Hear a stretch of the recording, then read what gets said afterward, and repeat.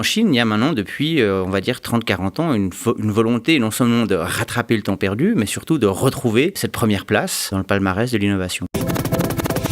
Bonjour et bienvenue dans Be My Guest, je vous emmène à la rencontre de ceux qui font et de ceux qui pensent le digital. Aujourd'hui, je reçois Marc Lapérouzat qui est enseignant et chercheur à l'EPFL et à HEC Lausanne. Avec lui, je vais parler du digital chinois, des forces et des faiblesses d'un écosystème très particulier et souvent hermétique pour les étrangers. Avec Marc, je vais aussi évoquer le futur de l'éducation puisqu'il va nous raconter son expérience avec le CHIC, le China Hardware Innovation Camp, qui consiste à emmener des étudiants en Chine, à Shenzhen, pour créer les futurs produits de demain. Be My Guest, présenté par Laurent Haug, en partenariat avec 200 idées et créa, école membre de INSECU. Marc Lapérouzat, bonjour. Bonjour. Quel est le pays le plus innovant du monde aujourd'hui ? Ça dépend de quel point de vue on se place. Si on regarde les rankings, ça doit être Singapour, la Suisse. Voilà, il y a différentes manières d'instrumentaliser ces rankings. Après, si on prend une vision un petit peu plus large, il y a de l'innovation sociale, il y a de l'innovation technologique. Et donc là, je sais pas, moi évidemment, le premier pays qui va me venir à l'esprit, mais c'est plutôt une déformation professionnelle, ça va être la Chine. Pourquoi la Chine ? Je pense qu'il y a plusieurs facteurs qui rentrent en compte. Le premier, c'est qu'il y a une volonté de rattraper le temps perdu. Si on regarde un peu, on prend un peu le temps long comme ça, 17e, 18e, milieu du 19e siècle, la Chine, l'Inde sont les deux pays qui sont les plus riches, parfois même les plus avancés sur certains points. Et puis, d'un coup, il y a un grand creux de 100 ans, comme ça, 150 ans, où les deux pays s'effondrent, peut-être dû au colonialisme ou à différentes puissances étrangères, voire simplement des failles domestiques.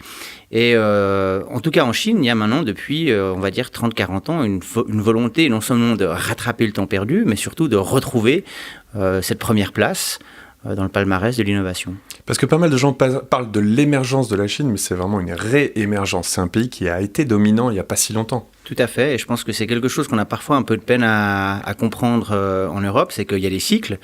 Maintenant, c'est toujours intéressant de savoir où on se trouve dans le cycle, mais si on part du principe que l'Europe était en arrière, peut-être qu'un jour le temps de l'Europe va revenir, et puis si on pense qu'on est devant, alors je pense qu'on a plutôt du souci à se faire, Mais c'est ça, alors, c'est qu'il y a ces rankings qui sortent chaque année, qui mettent la Suisse d'ailleurs toujours numéro 1.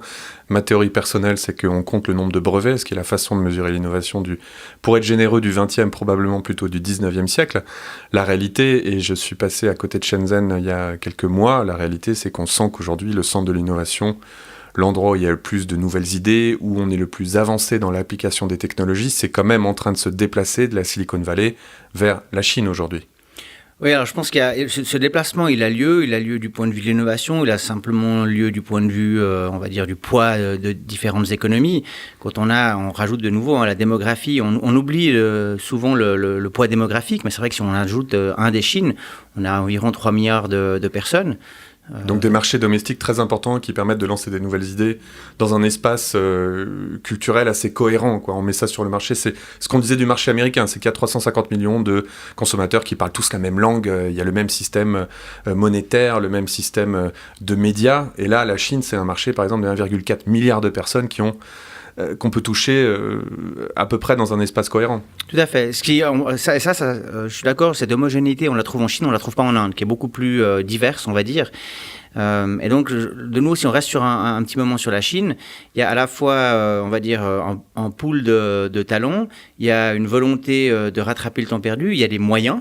Parce qu'on peut vouloir faire de l'innovation, on peut avoir à la limite des gens plus ou moins éduqués, mais à un moment il faut qu'il y ait de l'argent, il faut qu'il y ait une direction.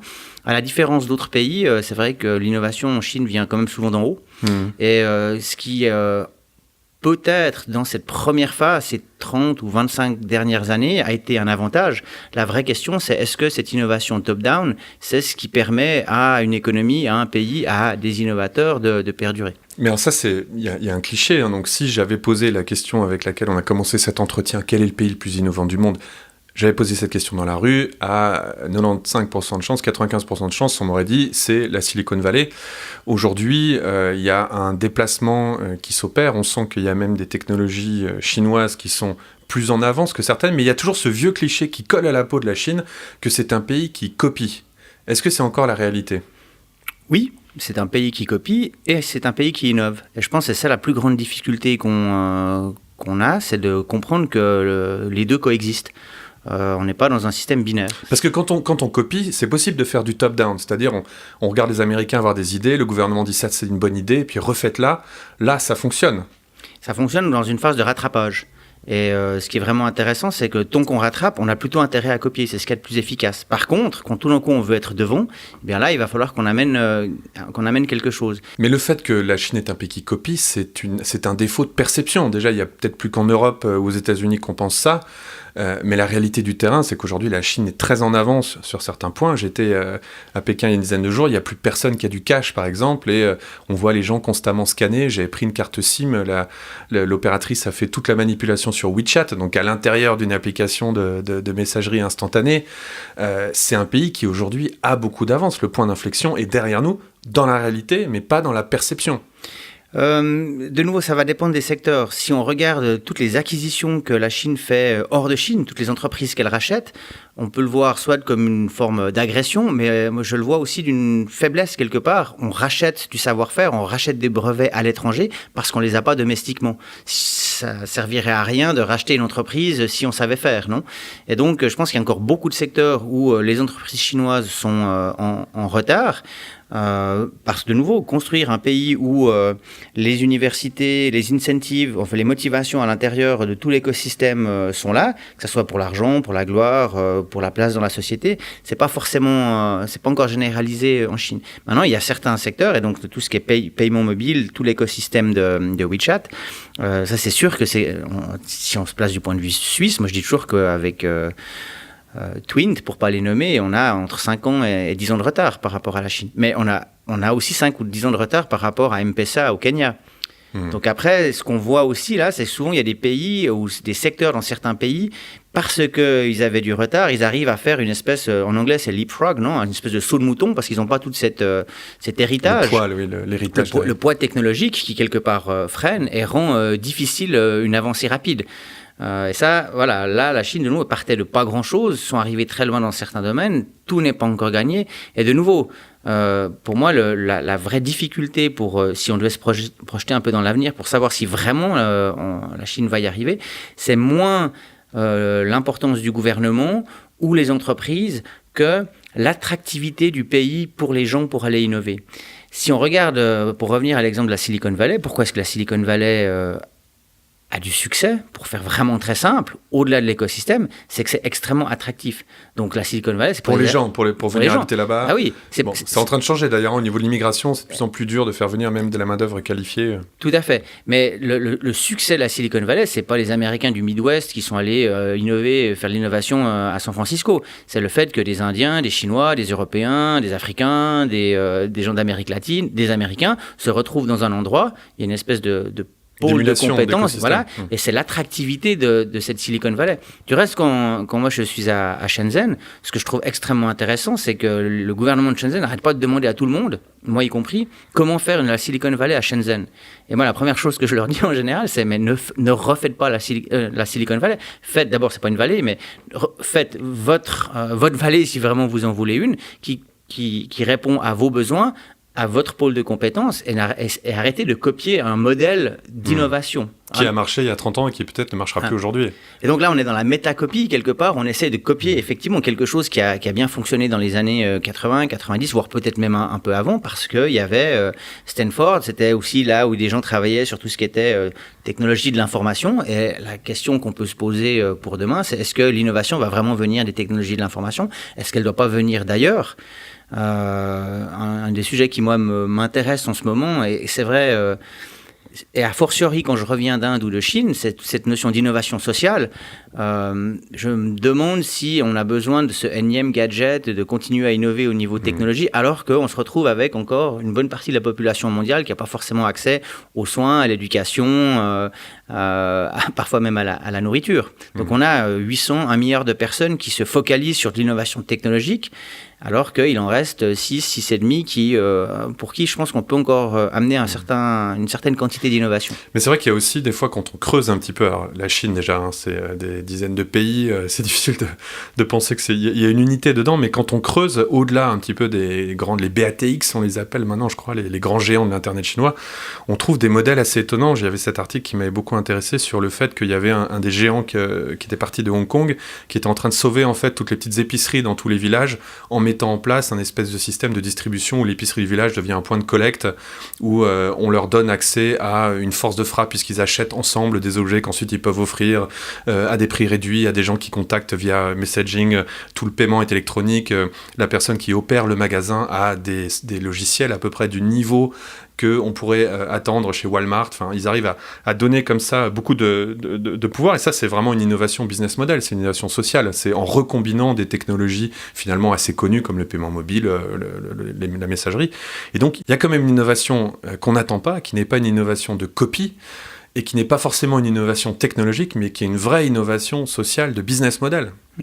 Donc, je suis tout à fait d'accord. Et si on revient à nouveau à la question de base, c'est vrai qu'il y a quand même, c'est pour ça que je ne suis pas si inquiet que ça pour l'Europe ou les États-Unis, en tout cas pas du point de vue de la science, c'est que souvent, c'est cette recombination de technologies ou d'innovations qui viennent d'ailleurs.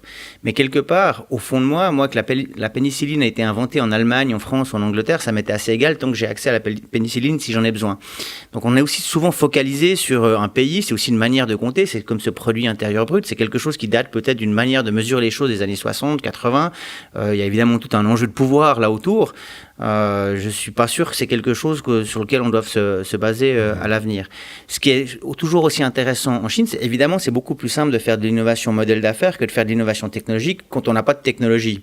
Donc de recombiner des choses qui soient open source ou pas, copier ou pas, mais même améliorer un petit peu, c'est pas très très compliqué. Ce que je trouve vraiment intéressant en Chine, c'est que justement par les choix du gouvernement, et là je pense qu'on va venir un moment sur tout ce qui est reconnaissance faciale, big data, on se retrouve avec un pays qui prend une direction que peu de pays prennent.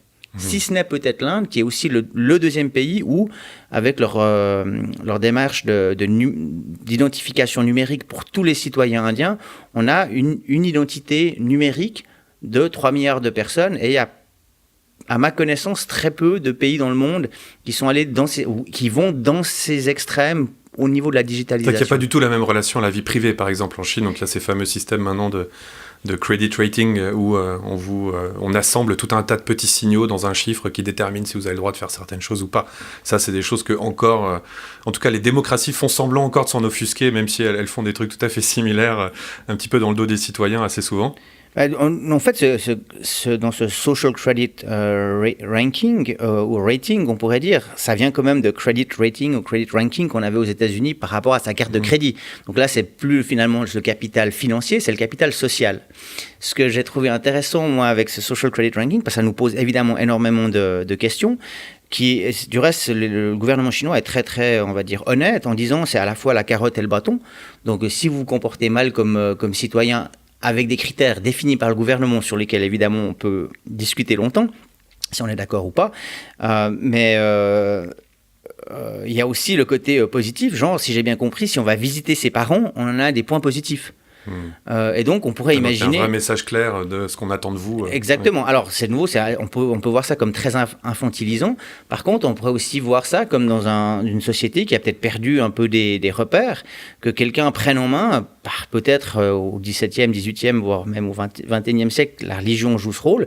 Peut-être, dans certains cas, ces repères viennent du gouvernement. Mais de nouveau, je trouve très intéressant que le gouvernement édicte une espèce de somme de règles qui font que on est un bon citoyen ou un mauvais citoyen.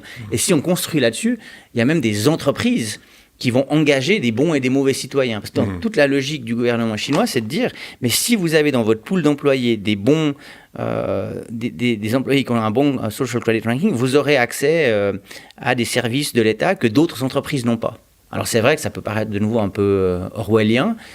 Pour l'instant, on est au tout début. Et de nouveau, ce que je trouve vraiment intéressant, là, il y a une forme d'innovation qui est à la fois sociale ou technologique, qui pose des questions. Ouais, enfin, voilà, on voit les démocraties innover en séparant les enfants et les mamans aux frontières. On n'est pas forcément en position de donner beaucoup de leçons ces temps-ci, malheureusement, à l'Ouest, si on prend les vieux repères. C'est vrai que il y a eu quand même dans l'histoire la place de la Chine. Alors on va s'arrêter à une centaine d'années ou à une cinquantaine d'années. Ça a été quand même l'endroit où on copiait, où on faisait un peu des technologies bas de gamme. C'était Made in China, c'était péjoratif. Ensuite, on a commencé à voir arriver des produits de haute technologie, donc les smartphones, les télés, les ordinateurs, etc. Où finalement le Made in China n'est plus un argument négatif pour un produit. Et aujourd'hui, c'est presque limite en train de devenir une marque de qualité, le Made in China. C'est-à-dire qu'il y a certains produits qu'on va attendre, qu'on va trouver mieux parce qu'ils viennent de Chine, parce que c'est l'endroit où on fait les meilleurs produits. Aujourd'hui, on voit la Chine arriver sur les avions, par exemple. Alors, je pense qu'il y a 20 ans, dire à un Américain qu'il allait monter dans un avion fait par les Chinois, les gens feraient au mieux un signe de croix, au pire, rendraient leur billet et ne monteraient pas. Il y a quand même un changement de statut aujourd'hui de la Chine qui commence à avoir des problèmes de pays riches, qui commence à être un pays qui lui-même est copié. Et on commence à voir des produits fabriqués par des entreprises chinoises qui maintenant sont vendus sous des marques chinoises sur les marchés américains. Donc on est dans une phase complètement nouvelle. On pense à une marque comme Xiaomi, par exemple. Oui. Alors moi, peut-être c'est ça, d'y être arrivé, c'est quand quelqu'un vous copie, non ?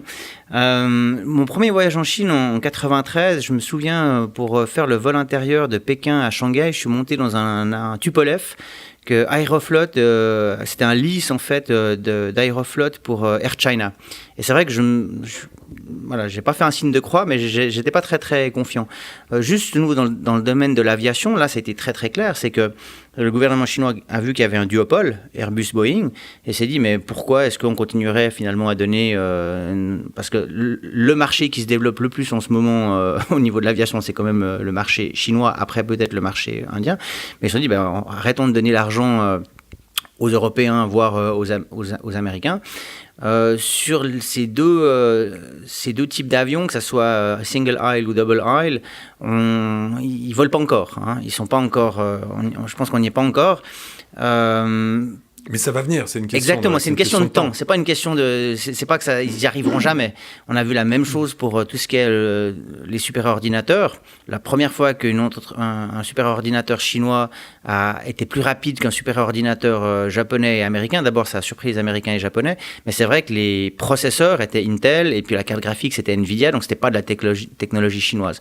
Un truc qui est quand même évident, si maintenant on se projette un peu dans les outils digitaux, qui sont les outils, un peu une des technologies qu'on a tout le temps dans nos vies, c'est quand même assez frappant. Aujourd'hui, WeChat, par exemple, est beaucoup plus avancé que va ne l'être un WhatsApp ou un Messenger, les outils qu'on a dans nos poches, venant des boîtes qu'on pense, nous, Européens, être les plus innovantes, comme Facebook et Google.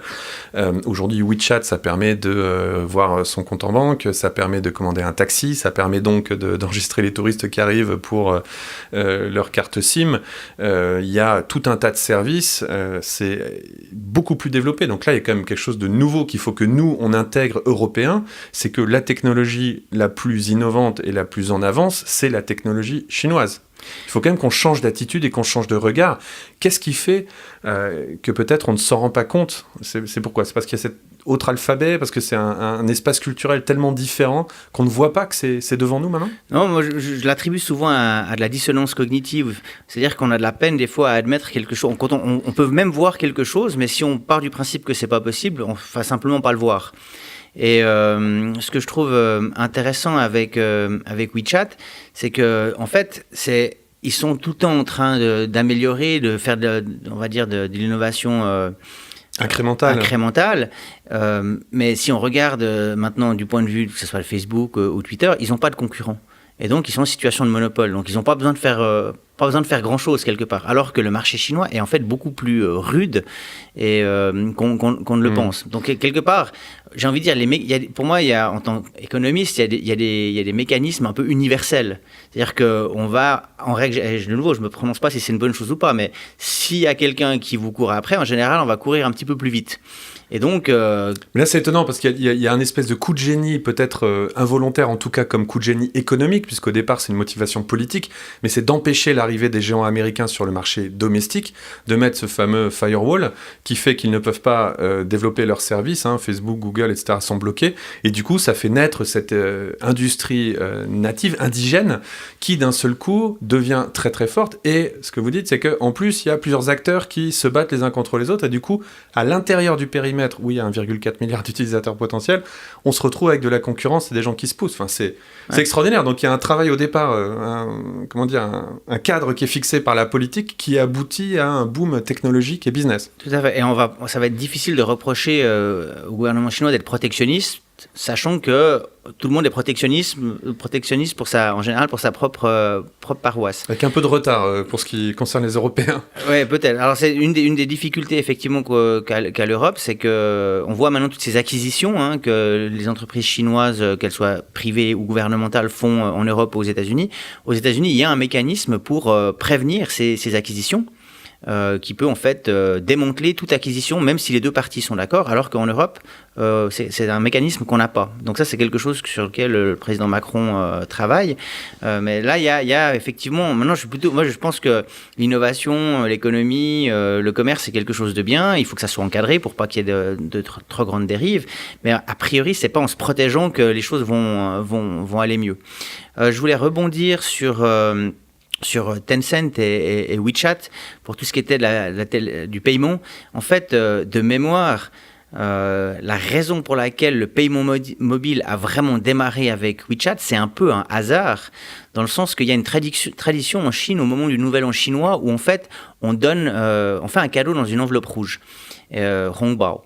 Et il s'avère qu'un des employés de Tencent a proposé qu'au lieu de donner cet argent dans cette enveloppe rouge de manière physique, ça soit fait de manière digitale. Le patron de Tencent, Ponima, a dit super idée, essayons. Et en fait, ça a marché du tonnerre de Dieu. Et à partir de là, ils se sont dit, mais là, il y a peut-être quelque chose à faire. C'est ça qui a vraiment lancé tous ces paiements mobiles pour Tencent. Et puis les chiffres donnent le tournis. Enfin, ils envoient, c'est des dizaines de milliards qui sont échangés le jour du Nouvel An. C'est incroyable. Et donc, de nouveau, parce que la question de base, c'était pourquoi est-ce qu'on ne le voit pas, pourquoi est-ce qu'on ne l'accepte pas. Parfois, on a envie de dire, c'est peut-être plus simple de dire, oui, mais c'est le gouvernement qui pilote, ou ils sont là pour copier. On aime bien généraliser. C'est plus simple de s'imaginer un monde comme ça, de nouveau, un peu blanc et noir, où nous, on est plutôt les gentils et les autres sont un petit peu les méchants. Mais il faut aussi reconnaître que, de nouveau, dans cet écosystème, que ce soit digital ou pas en Chine, il y a énormément de tentatives, d'essais qui sont fructueux, infructueux. Et quelque part, ce qui a fait le succès peut-être des modèles d'innovation aux États-Unis dans les années 60, 70, 80, voire aujourd'hui, ce tournus, cette création, cette destruction, cette création, c'est exactement ce qui est en train de se passer en Chine. Qu'est-ce qu'il y a comme service aujourd'hui en Chine qui vous semble hyper novateur et que les Européens ne connaissent pas, que les gens qui nous écoutent ne connaissent pas? J'ai vu par exemple, il y avait dans la rue énormément de gens avec des tout petits véhicules électriques et ils s'arrêtent tous les 20 mètres et ils ouvrent deux petites portes à l'arrière et il y a des paquets, il y a l'air d'avoir un système de distribution incroyable, les gens se retrouvent dans la rue, aussi à midi, livraison des repas où ils se retrouvent comme ça en bas des bureaux. Il y a l'air d'avoir toute une espèce de fourmilière de gens, je ne sais pas s'ils sont indépendants ou pas, mais qui sont constamment en train de faire des livraisons. Ouais.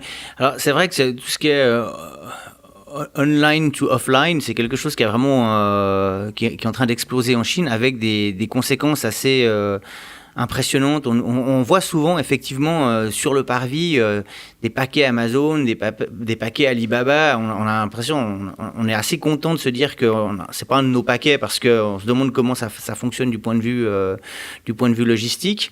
On voit aussi, mais là c'est peut-être un côté un peu négatif. Souvent les gens qui ont ces jobs sont aussi des gens qui n'ont pas, entre guillemets, c'est souvent des migrants comme d'habitude, mais ils partent tout au bas de l'échelle. Et ça nous montre aussi que aujourd'hui, malgré l'automatisation, l'intelligence artificielle, etc., il y a encore un besoin d'amener des produits physiques du point A au point B et qu'il faut qu'il y ait un intermédiaire qui pour l'instant n'est pas encore un robot. Maintenant, pour ce qui est des choses qui vraiment m'ont frappé ces dernières années, il y en a une qui m'a vraiment fasciné, même si en ce moment c'est en train de partir un peu comme ça en cacahuète. c'est tout ce qui était de l'économie du partage et ces vélos à la Vélib. Qui, de nouveau, dans une ville comme Shenzhen, où aujourd'hui il y a, je pense, 14-15 millions d'habitants, il y avait 600-700 000 vélos en libre partage. On les retrouve partout, dans n'importe quelle direction. C'est cette économie du partage, ça a commencé avec les vélos, après les chargeurs, il y a des ballons de basketball, il y a des parapluies à la sortie des métros pour quand il pleut. Donc cette économie du partage, je la trouve relativement... Mais c'est parti complètement en sucette. À Pékin, il y a des vélos partout par terre. Il y en a des jaunes, il y en a des verts. On sent qu'il y a plusieurs compagnies comme ça qui se battent, qui ont l'air d'avoir touché pas mal d'argent des investisseurs. Et donc, il y a des centaines de vélos, parfois empilés n'importe comment, inutilisés. C'est presque devenu une sorte de déchet urbain, le vélo là-bas. Alors c'est un énorme problème pour les municipalités qui ont commencé à réguler ça. Mais de nouveau, je vais revenir sur justement le coût environnemental de ces vélos. Mais ce que je trouve de nouveau intéressant, et ce qu'on voit rarement ici, depuis ici, c'est qu'au lieu de réguler en amont et de dire non, ça va pas aller, on essaye. On laisse faire et ensuite, éventuellement, et après, on régule, voilà. Alors après, il faut juste faire attention parce que suivant ce sur quoi on travaille, ça peut être dangereux. Moi, j'aimerais bien que les centrales nucléaires que développent les Chinois soient régulées un peu en amont pour les raisons de sécurité bien évidentes. Mais effectivement, si on reste sur ces vélos, il y a des très très belles photos quasiment artistiques avec ces différentes couleurs des différentes entreprises qui sont en train de faire faillite les unes après les autres parce qu'on a un processus tout à fait identique dans n'importe quelle industrie où il y a 5-6 nouveaux entrants et puis tout d'un coup on se retrouve avec un ou deux acteurs dominants. Le coût environnemental est phénoménal. Moi, j'ai des images en tête de vélos au milieu d'autoroute. On n'arrive même pas à imaginer comment le vélo est arrivé à cet endroit. Cela dit, j'étais à Turin la semaine passée et j'ai vu un vélo Mobike à Turin où finalement le mécanisme de paiement était le même qu'en Chine, c'est-à-dire avec un QR code où on scanne quelque part le QR code du vélo sur son téléphone portable. Il y a une transaction qui se fait en arrière-plan, le cadenas s'ouvre et on peut utiliser le vélo qui est géolocalisé du point de vue GPS. Si on regarde le système qu'on avait longtemps ici dans la région lausannoise, on avait des bornes et il y avait en fait des gens qui bougeaient les vélos pour réapprovisionner les bornes à longueur de journée. Souvent, quand on arrivait, il n'y avait plus de place pour poser son vélo. Soit il n'y avait plus de vélos parce que tout le monde les avait pris. Donc, c'était un système complètement, rigide et pas du tout orienté utilisateur. C'est encore le moment d'aller en Chine. S'il y a des jeunes de 20 ans et des étudiants qui nous écoutent, ils cherchent un peu un endroit où il va se passer quelque chose. Alors c'est plus dur maintenant, peut-être on va plus en Californie parce qu'il y a moins de permis de travail, parce que c'est un écosystème plus établi. Est-ce que ça a du sens aujourd'hui encore d'aller en Chine comme ça pouvait l'avoir il y a 25 ans ? Mais j'ai envie de dire, ça dépend de l'horizon de temps et à quel niveau on veut être pionnier. Je pense que et puis aussi de sa résistance par rapport à la dégradation environnementale. Parce que ce qui reste en Chine, c'est quand même cette problématique de l'environnement, cette croissance, elle s'accompagne quand même d'une dégradation environnementale relativement forte. Avec certaines villes qui font des efforts, on pourra en parler après de Shenzhen par exemple, qui est une ville très verte paraît-il, alors que dans l'inconscient collectif, Shenzhen c'est une combinaison d'usines sans fin. En fait, la Chine est le pays qui installe chaque année le plus d'énergie renouvelable au monde. Et chaque année, pour donner une idée, tout le parc d'énergie renouvelable français et allemand existant est mis en service chaque année en Chine. Donc l'effort est là, le gouvernement l'a compris depuis très très longtemps, les citoyens chinois le demandent depuis très très longtemps. Le seul problème, c'est que la consommation d'énergie augmente plus vite que la mise en place de ces énergies renouvelables. Donc il y a beaucoup de voitures électriques à Pékin. Hein. Oui, il y a beaucoup de voitures C'est électriques. pas les voitures qu'on attend, c'est les petites voitures un peu de golf comme ça, de la police, des pompiers. C'est pas des grosses voitures, il n'y a pas beaucoup de Tesla, mais il y a beaucoup de véhicules et énormément de scooters électriques aussi. Tout à fait. Le seul problème, la voiture électrique ne résout rien si la production d'énergie en amont est faite de manière sale. Et ça déplace un petit peu la pollution, mais il y a toujours de la pollution. Et voilà, donc le 2/3 de la production énergétique de la Chine vient aujourd'hui encore du charbon, et il n'y a pas grand-chose qui pollue plus que le charbon. Et donc, toutes ces voitures électriques, c'est bien joli. Ça fait avancer effectivement tout le développement techno au niveau des batteries. Et c'est pour ça qu'aujourd'hui, effectivement, si on devait parier dans les technologies de batterie, on peut probablement, on peut parier qu'il y a au moins une ou deux entreprises chinoises qui vont sortir leaders parce qu'ils auront des économies d'échelle. Mais ça ôte pas ce problème. Et pour revenir donc oui, je pense que si on vise un horizon de 5 ans et qu'on n'est pas trop regardant par rapport à la pollution, une ville comme Shenzhen qui est passée de l'agriculture à l'industrie et qui est en train de passer au service à vitesse grand V, en fait, ils font en 30 ans ce qu'en Europe, on a fait probablement en 150 ans, ça reste évidemment des zones extrêmement intéressantes. Maintenant, si je devais me projeter à plus long terme, typiquement moi, mes étudiants, je leur conseille aujourd'hui d'aller en Afrique subsaharienne. Pourquoi ? S'ils veulent que dans 20 ans, on dise qu'ils étaient pionniers, c'est là-bas, c'est encore plus brut, il y a encore plus d'opportunités, c'est un écosystème qui est plus tôt dans son cycle. Alors, tout à fait, il y a de nouveau la vague démographique qui va être là, comme elle est présente en Asie. Il y a des pays comme le Nigeria, c'est 200 millions d'habitants, il y a des populations énormes. C'est 200 millions aujourd'hui, ça sera 600 millions en 2100. D'accord ? Donc, c'est des chiffres vraiment très, très importants. Et pour moi, il y a exactement la même volonté de se développer, de rattraper, de dépasser qu'on voit en Chine, en Inde, et c'est plus ça qui m'inquiète en fait en Europe, c'est plutôt de rester sur nos lauriers en pensant ou assis comme ça en disant on a tellement d'avance que finalement on sera toujours... c'est en train de changer, ça fait quand même 20 ans qu'on se fait taper dessus comme étant vieux, nul, à la traîne, et on sent que c'est en train de changer, mais c'est des choses qui prennent longtemps à changer, c'est des cycles générationnels. Mais donc, toujours pour revenir sur l'Afrique subsaharienne, il y a une business school chinoise qui s'appelle China Europe International Business School, qui est en fait un joint venture entre l'Union européenne et puis la communauté européenne l'Europe et la municipalité de Shanghai. C'est une business school qui a maintenant, je pense, 25-30 ans. Et en fait, ils ont 3 campus dans le monde. Ils en ont un à Shanghai, ils en ont un à Horgen, qui est dans la banlieue de Zurich, et ils en ont un à Accra, au Ghana. Et pour moi, c'est ça. Eux, ils ont compris quelque part qu'il y avait la Chine qui sera effectivement probablement le pays qui va être là pour encore, quelque chose qui va driver l'économie mondiale pour au moins les 20 à 50 prochaines années. Il y a l'Europe où on a toujours des choses à trouver. Peut-être que c'est la qualité de vie.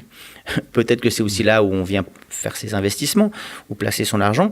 Mais c'est pas pour rien que la Chine...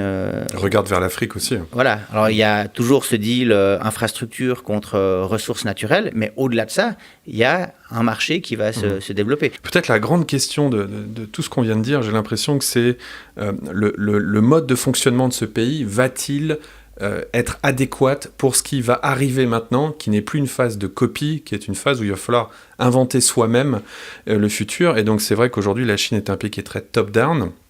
J'avais vu une fois une étude qui m'avait fasciné. Alors, c'était une corrélation, hein.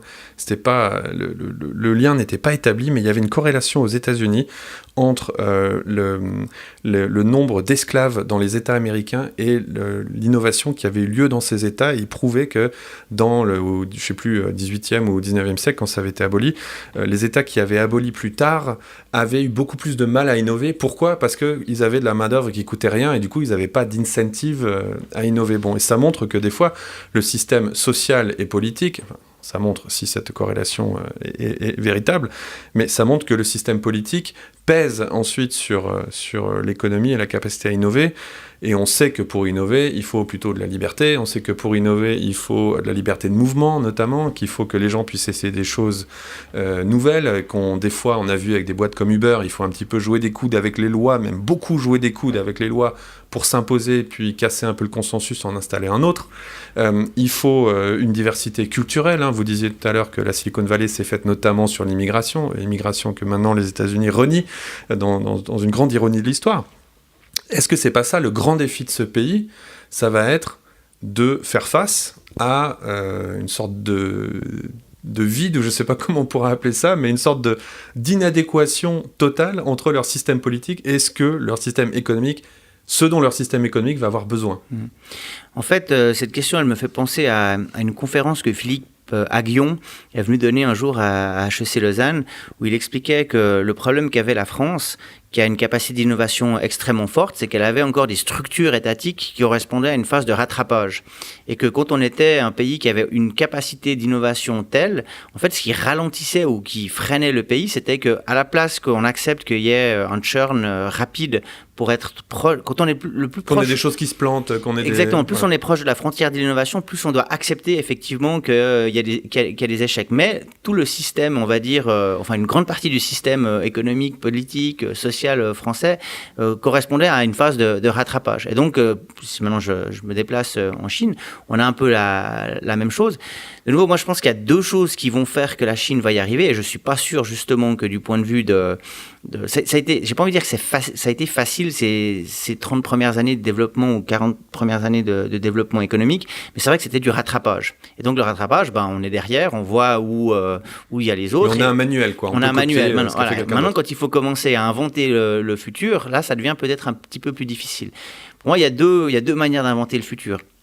En tout cas, qui participent à l'invention. La première, c'est faire confiance aux citoyens.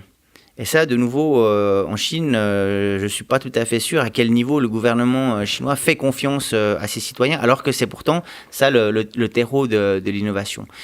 Quand je dis « fait pas confiance », c'est plutôt de dire « mais est-ce qu'on ne devrait pas favoriser encore plus l'entrepreneuriat et quelque part faire que ces entreprises d'État qui sont souvent sous perfusion et qui pompent une partie de la richesse de l'économie chinoise, qu'on les laisse finalement faire faillite et qu'on fasse confiance à l'économie privée plus qu'à l'économie publique ». Ça, c'est la première chose. La deuxième chose, c'est l'attractivité du pays. Je ne suis pas un historien économique. Par contre, mon intuition, c'est qu'il n'y a aucun pays qui sait, même les plus grands, qui arrive à se développer simplement en étant fermés sur eux-mêmes. Mais alors, la Chine, pour vous, donc dans les années 90, c'est une intuition, une passion un peu personnelle. Vous allez là-bas, vous apprenez le chinois, etc. Aujourd'hui, c'est devenu votre métier. Et en fait, vous avez construit une carrière autour de ce pays et de tout ce qui s'y passe. Et notamment, à côté de vos activités de prof à l'EPFL et à HEC Lausanne, vous avez monté ce qui s'appelle le China Hardware Innovation Camp. Est-ce que vous pouvez nous raconter un petit peu ce que c'est ? Oui, alors le China Hardware Innovation Camp, en fait, c'est on va appeler ça un programme d'apprentissage qu'on a mis en place en 2014. C'était suite à une discussion avec Pascal Marmier de Swiss Next China qu'on a eu un jour à l'EPFL, où il m'a dit « j'aimerais bien faire un camp de l'innovation en Chine ». Alors moi, ça faisait déjà 3-4 ans que j'amenais des étudiants d'HEC Lausanne en Chine, et pour comparer les modèles d'affaires entre modèles d'affaires en Suisse et modèles d'affaires en Chine. Et je me suis dit, mais alors quitte à faire un nouveau camp de l'innovation, on va innover un petit peu. Et je suis parti sur l'idée, parce que j'étais à l'EPFL, qui est donc une école d'ingénieurs, d'essayer de monter en fait des équipes qui auraient dans chaque équipe il y aurait 3 ingénieurs, 2 designers et un HEC. Et l'idée, c'était de nouveau de prendre quelque part de travailler pas sur la frustration, mais peut-être c'est quand même une frustration qu'ont les ingénieurs de l'EPFL, qui sont extrêmement bons du point de vue théorique, mais quelque part ont envie de faire des choses pratiques, ils ont envie d'appliquer quelque part toute cette théorie qu'ils ont ingurgitée pendant un certain nombre d'années et de construire quelque chose. Et je me suis dit, mais pourquoi ne pas leur demander de construire un objet connecté ? Donc la formation devient la réalisation concrète d'un objet, d'un prototype. Tout à fait.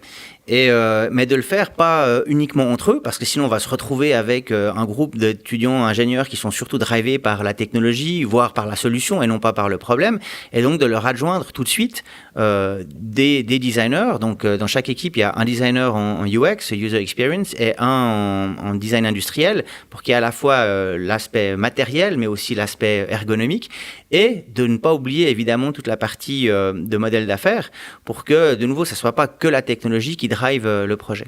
Donc vous prenez des étudiants comme ça de différentes écoles, différentes spécialités, donc des ingénieurs, des designers, des gens du business, ils forment une équipe, et qu'est-ce qui se passe après ? Et alors après, on leur donne une feuille A3 vierge, et on leur dit maintenant vous développez ce que vous voulez. Et ils ont environ 9 mois ou 7-8 mois en fait pour passer de l'idée à un prototype fonctionnel. En cela, je crois que le programme Chix a passablement innové, parce que et en toute modestie, mais une grande partie des projets qu'on donne à nos étudiants sont un peu top-down. Et on revient peut-être au système chinois d'une certaine manière, où mes collègues donnent pour des bonnes raisons, mais donnent des projets à faire, et les étudiants les font. Bon, c'est théorique, c'est abstrait, et souvent c'est un peu le monde d'avant. Enfin, moi j'ai travaillé pendant mes études sur des cas qui dataient des années 60. Ouais, mais ça c'est peut-être dans le cas d'HEC dans ce cas-là, mais à l'époque. Mais là c'est quand même tangible, ils travaillent sur quelque chose, un objet qui va exister à la fin du processus. Tout à fait. Mais dans le cas de l'EPFL, il y a aussi des projets top-down qui sont des projets très innovants, mais ils sont top-down. Et donc, de nouveau, ça veut dire qu'il y a quelqu'un qui décide de quelque chose. Il y a une commande du prof, quoi. Exactement, il y a une commande du prof. Alors moi, l'intuition que j'ai eue là, c'était de dire, mais peut-être que parce que ça sera leur projet, parce que ils vont en fait délivrer beaucoup plus, parce qu'ils se sentiront propriétaires quelque part du projet et de la démarche. Et on a commencé sous une forme de projet de semestre comme ça, où en gros, les étudiants on devait délivrer 300 heures de travail.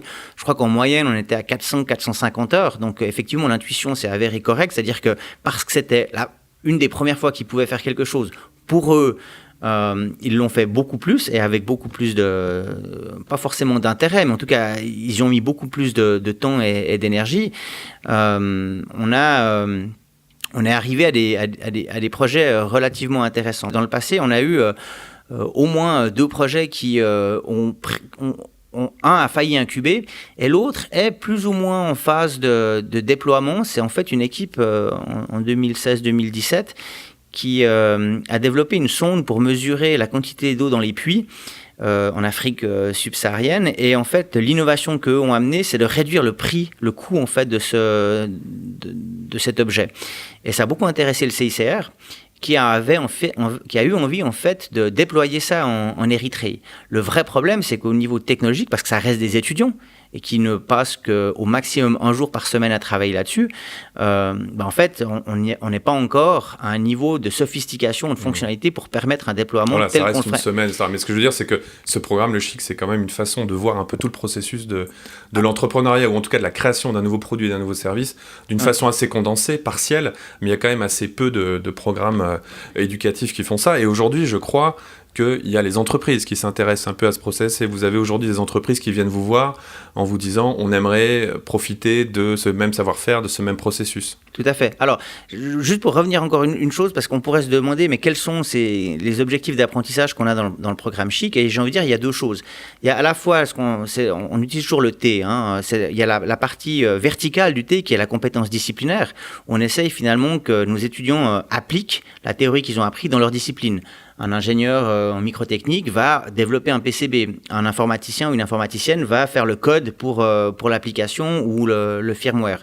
Un designer industriel ou une designeuse va faire la coque ou la partie matérielle de l'objet.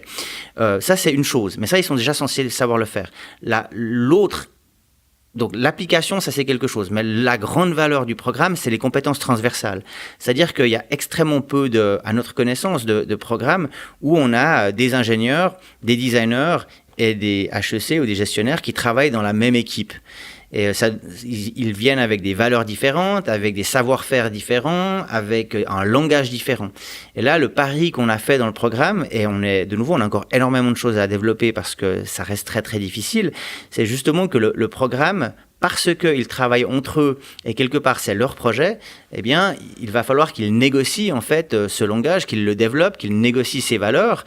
Les valeurs d'une designeuse ne sont pas les mêmes que celles d'un HEC ou d'un ingénieur. Un est plutôt peut-être, pour faire simple, c'est un peu caricature, mais il y a peut-être une dimension esthétique, il y a peut-être une dimension économique, il y a peut-être une dimension technologique qui ne va pas du tout intéresser les différentes parties en présence. Donc ça, c'est vraiment quelque chose qui, à mon avis, effectivement, on connaît assez peu de programmes similaires. Maintenant, si on regarde dans la partie des entreprises, effectivement, le fait d'interfacer de manière intelligente avec des collègues qui ne sont pas dans des silos, ça reste... Rien que le fait d'écouter les clients, c'est vraiment malheureusement quelque chose qui n'est pas assez fait dans les entreprises. Donc ce côté empathique d'aller... Au lieu de poursuivre son propre agenda, d'aller écouter où est-ce que les clients ont des problèmes et d'essayer de les résoudre, c'est malheureusement une idée qui est assez révolutionnaire pour pas mal d'entreprises. Voilà. Et donc, ce qu'il faut bien expliquer dans le programme CHIC, que ce soit à la fois pour les étudiants, mais aussi potentiellement pour les entreprises, c'est que nous, il y a quasiment pas de cours dans le programme CHIC. Les étudiants ne passent que très très peu d'heures dans les salles de cours. On utilise le mot immersion, on les lance le plus tôt, le plus rapidement, le plus longtemps possible sur le terrain, que ce soit en Chine, que ce soit avec des clients, que ce soit qu'ils doivent résoudre quelque part par eux-mêmes. On est parti du principe que moins de temps on passait avec eux, mieux ils apprendraient d'une certaine manière, ce qui peut être un petit peu paradoxal. Non, on encadre évidemment, on a tout un environnement d'apprentissage qui existe, on a des ressources à disposition, des ressources électroniques, on a des ressources humaines, on a aussi des ressources financières parce que des fois il faut produire des choses et ça c'est grâce au soutien de l'EPFL, du canton de Vaud. On a vraiment beaucoup de soutien de ce point de vue-là, ce qui est vraiment très apprécié et très appréciable. Mais du point de vue pédagogique, ce qui est vraiment intéressant, c'est qu'on s'écarte énormément du modèle d'enseignement traditionnel. Pour moi, c'est vraiment ça le futur de l'éducation. C'est-à-dire que, en fait, on va faire travailler les gens sur un problème réel au lieu de les faire travailler sur un truc abstrait qui est pas motivant, où on se dit que ça sert à rien. On va transmettre des choses qui sont fondamentales au XXIe siècle, probablement beaucoup plus utiles que plein de choses qu'on va apprendre sur les bancs de l'école.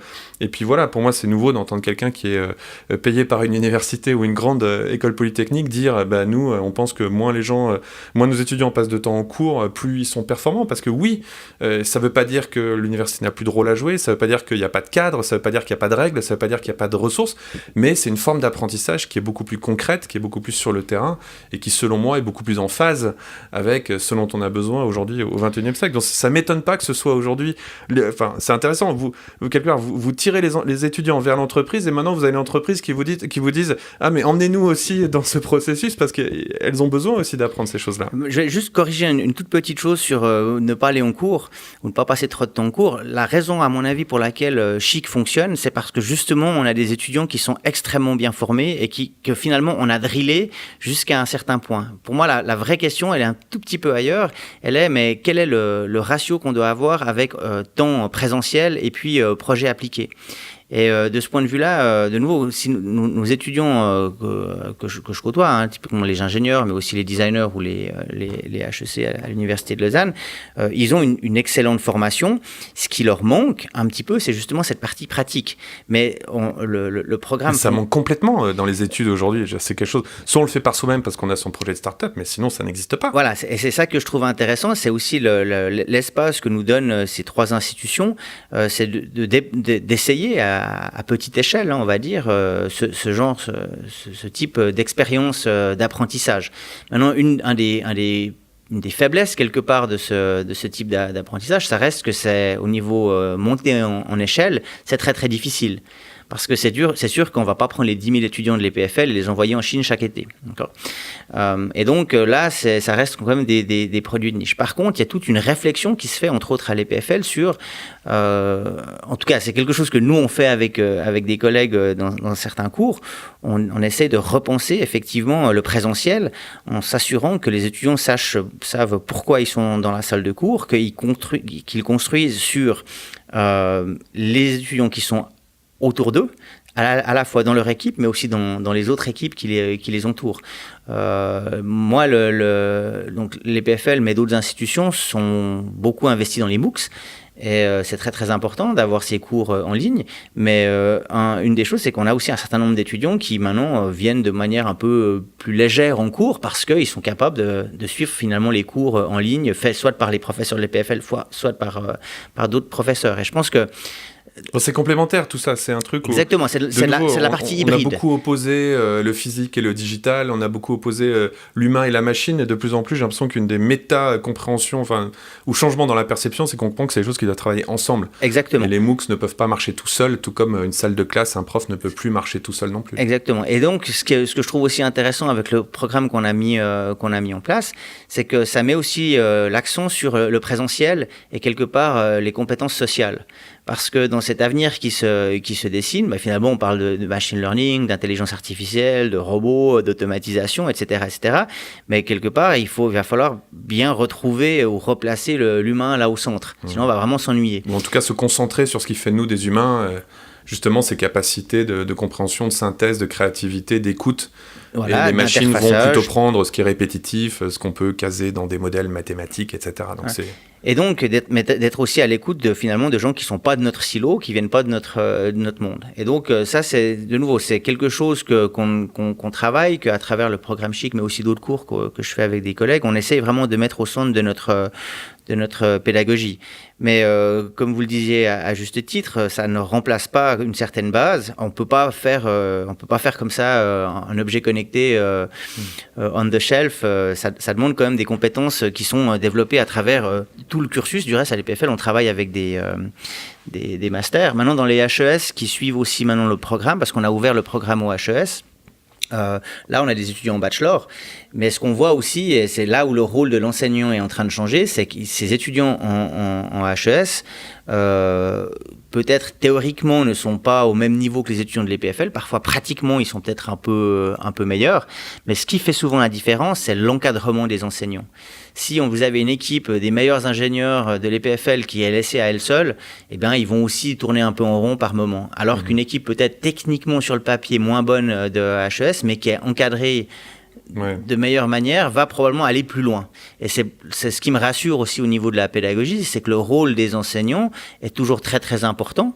Au lieu de diriger, on coach, quoi. On encadre. Voilà. On encadre, tout à fait. Voilà. Et ça me fait penser à cette distinction que fait le général McChrystal, qui a écrit ce bouquin passionnant sur comment il a repensé l'armée américaine suite à son échec en Irak, et qui dit « On m'avait appris à être un joueur d'échecs, et en fait aujourd'hui je me rends compte que je suis un jardinier, et mon but c'est de donner un cadre pour qu'il y ait des gens qui s'épanouissent dedans, et plus de pousser les pièces et de leur dire ce qu'elles doivent faire. » C'est un petit peu ça, vous êtes aussi devenus des jardiniers de ces gens qui se frottent à ces nouveaux problèmes. Si on veut en savoir un peu plus sur le chic, où est-ce qu'on se rend ? Alors, chi.camp. Et vous aurez toutes les informations nécessaires, que ce soit si vous êtes une institution à visée académique ou une organisation à visée économique. Et donc vous avez deux façons de mettre en mouvement ce programme. Un, c'est donc il faut être étudiant de l'EPFL de l'Université de Lausanne et on prend le chic comme un cours. Et donc là, vous nous emmenez en Chine. Et l'autre, c'est une entreprise, on vous appelle et là, on s'assoit, vous faites un programme ciblé par rapport aux besoins de l'entreprise. Et aussi, on va pouvoir aller en Chine ou en Inde d'ailleurs pour réaliser les choses. Alors une des pistes de réflexion qu'on a maintenant depuis une année, c'est de travailler sur la modularité en fait du programme, que ça soit sur une semaine, sur 3 mois, sur 9 mois ou sur 12 mois comme on le fait aujourd'hui. Mais au cœur de cette modularité, il y a les objectifs d'apprentissage. C'est-à-dire que nous, notre métier, en tout cas moi, mon métier d'enseignant à l'EPFL et à l'UNIL, c'est effectivement de former des étudiants. Donc on part de ces objectifs d'apprentissage et sur la base de ces objectifs d'apprentissage, qu'on peut discuter soit avec les collègues, soit avec l'institution, soit avec une organisation, eh bien, on est en mesure d'offrir un programme qui permette finalement à des cadres, voire à des étudiants, de développer un certain nombre de compétences. Et d'apprendre toutes ces choses qui sont tellement importantes, comme d'aller écouter les besoins, de mettre des produits sur le marché très vite, d'écouter, d'améliorer les produits, et puis aussi de les vendre. Merci beaucoup Marc Laperouza. Merci. Merci d'avoir écouté Be My Guest. Je vous retrouve le mois prochain pour un nouvel épisode.